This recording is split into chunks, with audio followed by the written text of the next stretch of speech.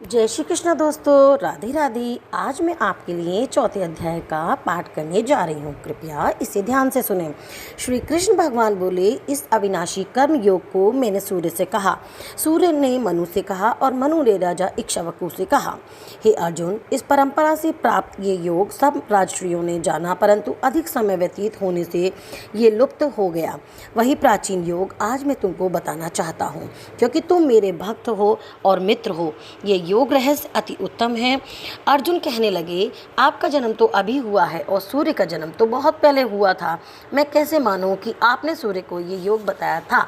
श्री कृष्ण भगवान बोले, हे अर्जुन, मेरे और तुम्हारे अनेक जन्म हो चुके हैं, मुझे याद है और तुम भूल गए हो। जन्म से रहित अविनाशी संपूर्ण प्राणियों का स्वामी अपनी प्रकृति में स्थित हूँ, तथापि अपनी माया से ही जन्मता हूँ। हे भारत, जब जब धर्म की हानि होती है और अधर्म का प्राबल्य होता है, तब तब मैं जन्म लेता हूँ। साधुओं की रक्षा, पापियों का नाश और धर्म की स्थापना करने के लिए प्रत्येक युग में जन्मता हूँ। जो मेरे इस अलौकिक जन्म और कर्म का तत्व जानता है, वह मृत्यु होने पर फिर जन्म नहीं लेता और मुझ में लीन हो जाता है।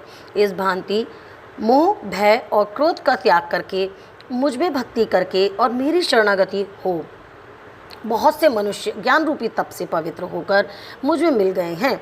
जो जिस भाव से मेरा पूजन करता है, उसको मैं उसी प्रकार का फल देता हूँ। हे पार्थ, मनुष्य सब प्रकार से मेरे मार्ग का अनुसरण करते हैं, अर्थात ये चाहे जिसकी सेवा करें, वे मेरी ही सेवा करते हैं। मनुष्य लोक में कर्म सिद्धि की इच्छा करने वाले देवताओं को पूजन करते हैं, क्योंकि इस लोक में कर्म की सिद्धि शीघ्र होती है। मैंने चारों वर्णों की सृष्टि अपने अपने गुण और कर्म से की है। सृष्टि का कर्ता मैं हूँ, तथापि मुझे अकर्ता अविनाशी जानो।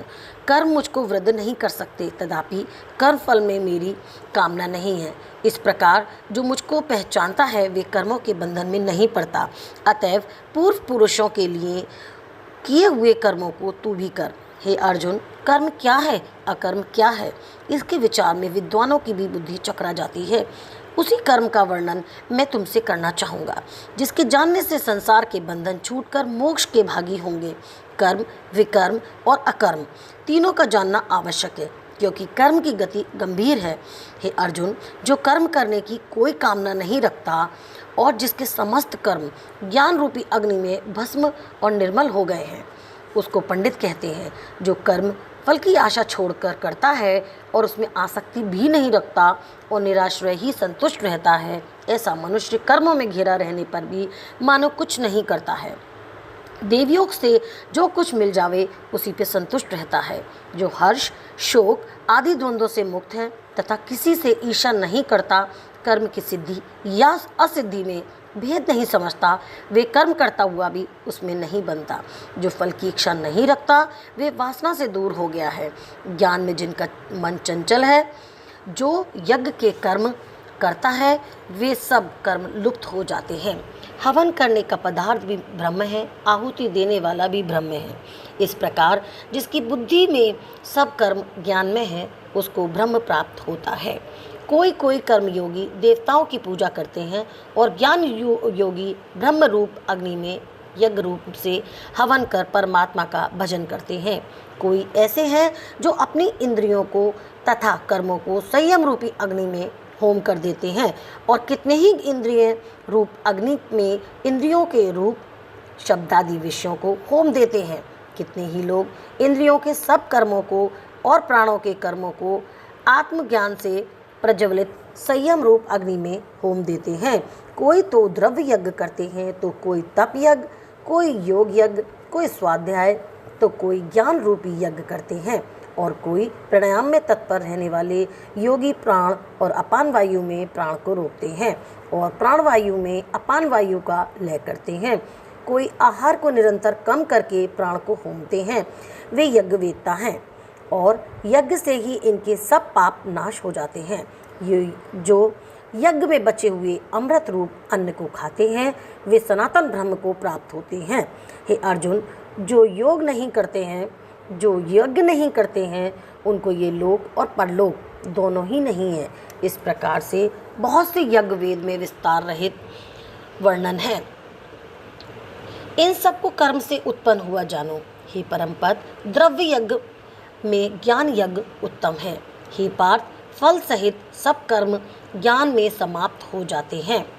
जो उस ज्ञान यज्ञ का तत्वदर्शी और ज्ञानी लोग तुमको उपदेश करेंगे, इसलिए तुम उनकी सेवा करना और उनको विनयपूर्वक प्रसन्न होकर ज्ञान यज्ञ जानना। इस ज्ञान का लाभ प्राप्त करके तुमको ऐसा मोह फिर नहीं होगा।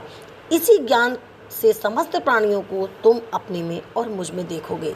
यदि सब प्राणियों से भी अधिक पाप करने वाले हो तो भी ज्ञान रूपी नौका से ही सब पाप रूपी समुद्र को पार कर जाओगे।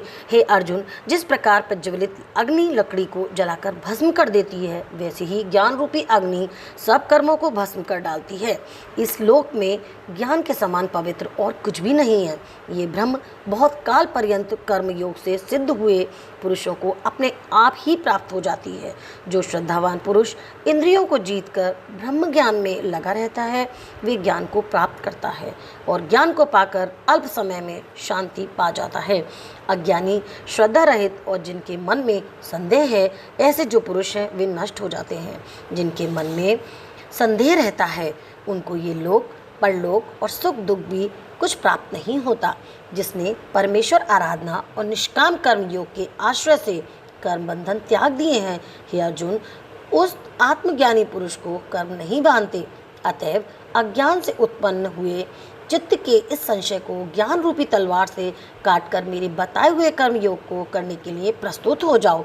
इति श्रीमद्भगवद गीता सुपनिषद समृद्ध्या योग शास्त्रे श्री कृष्ण अर्जुन संवादे आत्मसंयम योगो नामक चतुर्थो अध्याय संपन्न। बोल कृष्ण भगवान की जय। चौथे अध्याय का महात्म। श्री भगवान जी बोले, हे लक्ष्मी जी, जो पुरुष श्री गीता जी के पाठ करते हैं, उनके स्पर्श मात्र से अधम देह छूटकर मुक्ति को प्राप्त होते हैं।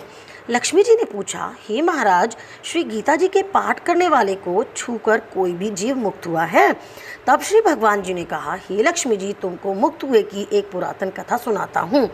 भागीरथी गंगा जी के तट पर एक काशीपुरी नगर था। वहाँ एक वैष्णव श्री गीता जी के चौथे अध्याय का पाठ किया करता था। एक दिन वे साधु वन में गया। वहाँ बेरियों के 2 वृक्ष थे, उनकी बड़ी छाया थी। वे साधु वहाँ बैठ गया और बैठते ही उसको निद्रा आ गई। एक बेरी से उसके पाँव लगे तो दूसरी से उसके साथ सिर लगा।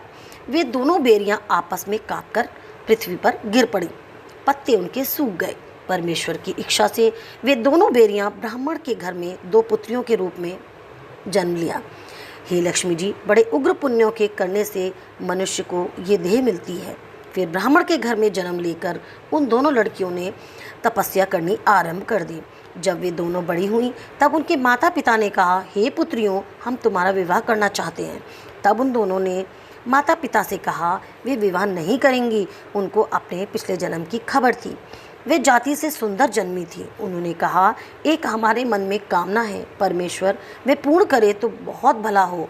उनके मन में यही था कि वे साधु जिसके स्पर्श करने से हमारी अधम देह छूटकर ये देह मिली है, वे मिले तो बहुत भला हो। इतना विचार कर दोनों लड़कियों ने माता पिता से तीर्थ यात्रा करने की आज्ञा मांगी। तब माता पिता ने तीर्थ यात्रा की आज्ञा दी। तब उन दोनों कन्याओं ने माता पिता की चरण वंदना करके गमन किया। तीर्थ यात्रा करती करती वे बनारस पहुँची। वहाँ जाकर देखा कि वे तपस्वी बैठा है, जिनकी कृपा से हम बेरी की देह से छूटी थी। तब दोनों कन्याओं ने चरण वंदना करके विनय करी, हे संत जी, धन्य हो, आपने हमको कृतार्थ किया। तब उस तपस्वी ने कहा, तुम कौन हो? मैं तुमको नहीं पहचानता। कन्याओं ने कहा, हम आपको पहचानती हैं। हम पिछले जन्म में बेरियों की योनि में थी। तुम एक दिन वन में आए, तुमको बहुत धूप लगी थी, तब बेरियों की छांव तले आ बैठे। लंबा आसन होने से एक बेरी से आपके चरण लगे तो दूसरी से आपका सिर। उसी समय हम बेरी की देह से मुक्त हुए। आपकी कृपा से हमारी गति हुई है। श्री गीता जी के चौथे अध्याय का ऐसा महात्म है। तब वे मन वचन कर्म से नित्य प्रति पाठ करने लगे। तब श्री नारायण जी ने कहा, हे लक्ष्मी जी, ये चौथे अध्याय का महात्म है जो मैंने कहा और तुमने सुना। बोल कृष्ण भगवान की जय। ओम नमो श्री भगवते वासुदेवाय नमः। हे भगवान, हे कृष्ण भगवान, इस चौथे अध्याय को जो कोई सुने उसको भगवान इसका फल निमित्त किया जाए। राधे राधे दोस्तों, जय श्री कृष्ण।